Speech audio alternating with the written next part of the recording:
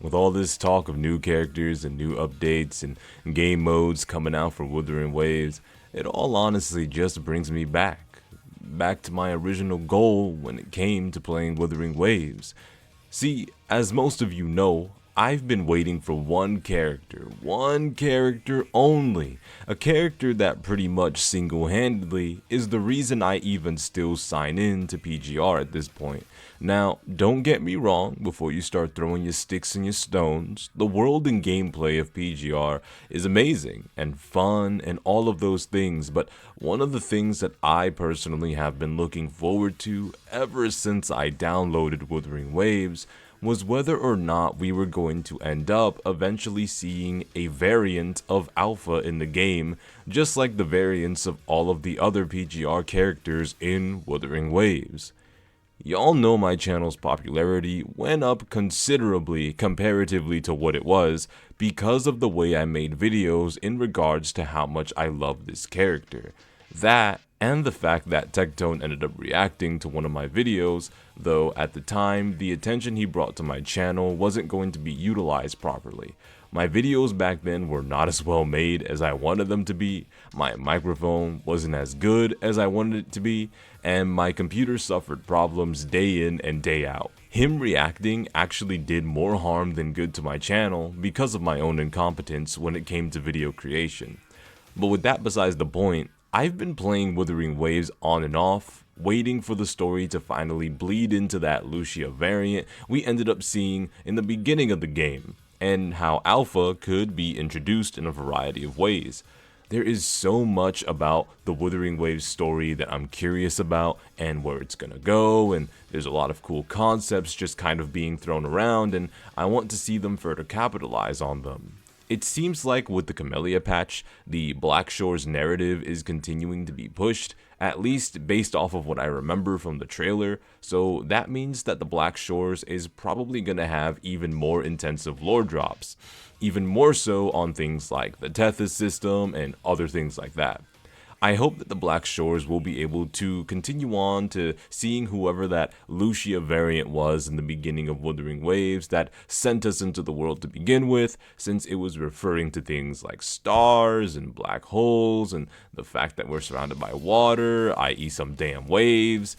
But this stuff has me thinking about exactly how all of this could possibly assist or be used to assist in mirroring the story of Alpha and Lucia in PGR, and what I would want to see for Alpha as a playable character in terms of skills, combos, outfits, and abilities. I don't know what name that they would give her, because obviously they wouldn't just name her Alpha, which if they do, it would be pretty damn fucking cool, but what's going on, you guys? My name's Ragashu, and on this channel, I'm going to be talking about Kuro games and other anime-related content. If you like what you see and like what you hear, go ahead and like and subscribe. Anyways, let's get right into why I need this damn character in Wuthering Waves, and why in God's name, Kuro Games hasn't added her in the game yet, and I swear to fucking God, I'm finna crash out if we go 3 more patches without seeing motherfucking Alpha. Wuthering Waves' story isn't the most impressive thing in the world. I liked certain character quests and such, but the overall overarching story isn't peak or anything. I think it's just fine. Very safe kind of story, with the hard focus being Rover and their role as this powerful leadership figure that's slowly gaining their memories back and learning about their past life. It's executed good enough, but I'm not expecting any story from here to be the best in the world. Now, when it comes to the portion of the story about the Blackshores, I'm hoping Rover falls into a goddamn wormhole so that this time around, he ends up getting sent straight over to Lucia, because as many answers that we're getting throughout the story about our past and about the world, I feel as though the only answers that are actually gonna matter is the ones that comes out of this girl's mouth right here. To be honest, I wouldn't even mind if it went down the godly being split in half route, one evil, one good, with Alpha being the evil one and trying to bring an end to an imperfect or corrupted world as she sees fit. Shit, I wouldn't even care if her evil plan gets thwarted by some goddamn Riz. Better yet, let me God of War sex minigame her into the good side and all will be well. But jokes aside though, I really do hope that whatever they have planned for her narratively is at the very least acceptable. And edgy as fuck, obviously.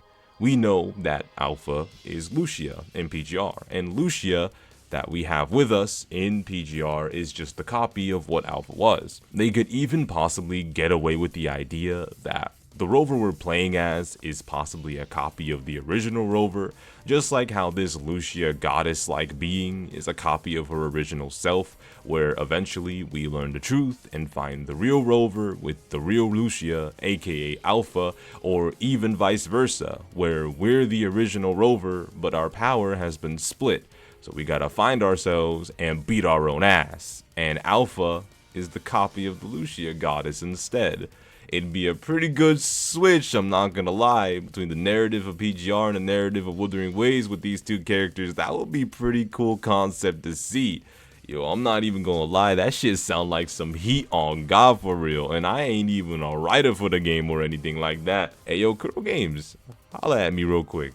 I might have some ideas for you in the story in the future. Believe you me, I'll write out a better story for Wuthering Waves than all 4 years of Genshin, no day room shit. But I can't entirely talk shit about the Fontaine story, or maybe the second half of the Sumeru story. You know what, let me stop before I start talking about stories and comparing narratives. But hell, I wouldn't even mind if they even decided to take a page out of their own book when it came to Luna Oblivion in PGR, and have the Wuthering Waves version of Alpha use the Tethys system black hole and wormholes as her powers. Have her pull an Acheron and cut a hole in the fabric of reality. Better yet, give her ass a domain expansion. I'll dead ass allow myself to be trapped in there no cap if I was her enemy. And with that being said, it actually sets a lot of potential for the creation of Wuthering Waves Alpha's kit and story. One thing is for damn certain, just like her Crimson Abyss and Crimson Weave variant, the Sword Waves is a must, as it is indeed the coolest looking thing that she does. Aside from that fly ass slide away where she kinda slides her Nadachi down her Odachi all slow like and have the enemy getting cut up by seemingly nothing, that shit is heat, I'm not gonna lie. Or simply walking away from her enemy in her leap skill for Abyss, where those zigzag slashes come toward the enemy on the ground and she just sheaths her weapon with one big slash happening. That shit is so cold. But we could even see some unique stuff like a unique cutscene effect, like what happens with Shorekeeper's ultimate after a 4th swap assist or whatever the case. Definitely maybe even a transformation sort of ultimate like Calcharo. That shit would be pretty cool indeed. I'm not even gonna hold you. Having Alpha have some sort of like transformed state, have something on her maybe be unleashed or whatever the case, have her sword skills faster, stronger, have her element come out more prominently. I even think that the Alpha variant would still be successful if Kuro Games decides that they want to just straight up copy 90% of Crimson Weave's abilities and just throw her in Wuthering Waves. I would still be going out of my way to get 7 of her ass and 5 of her weapons just cuz. And her motorcycle, let's not forget about her motorcycle. Maybe give her a special sprint animation where she's zooming on a motorcycle across the world of Wuthering Waves. Hell, maybe during the Alpha update for Wuthering Waves, they could even introduce a mount system for all the characters. There's plenty of spots a mount would be able to work just fine. Hell, they could even make an event where you use the motorcycle mount to go on ahead and race the Infernal Rider. Have the race take place on a destroyed highway map, and I won't lie, that shit would be fun as hell. Beating the Infernal Rider at his own game since we're already done beating his ass enough with our hands, and even earn skins from the racing event for the mounts of your choosing. I don't know, I think that would be fun, but tell me what you think. I think that they need to hurry up and throw my favorite Kuro Games character in the game and capitalize on all the cool events and cool story concepts they can play with. But what would you personally like to see when it comes to an Alpha variant, or I'm sorry, an Alpha XP as y'all motherfuckers call it, for whatever reason? Matter of fact, Tell me what the hell the full word of XP is, and I swear to God, if it's experience, having the alpha experience or the Vera experience, then y'all are just dumb as hell. You need to call it a variant or an alter, cause this shit is ridiculous. Anyways, thank you all for watching. As you all know, I'm very excited for whenever this character comes out, and I'll keep making videos on the matter. But with that aside the point, I'll see y'all next time, and I hope you all take care, and peace.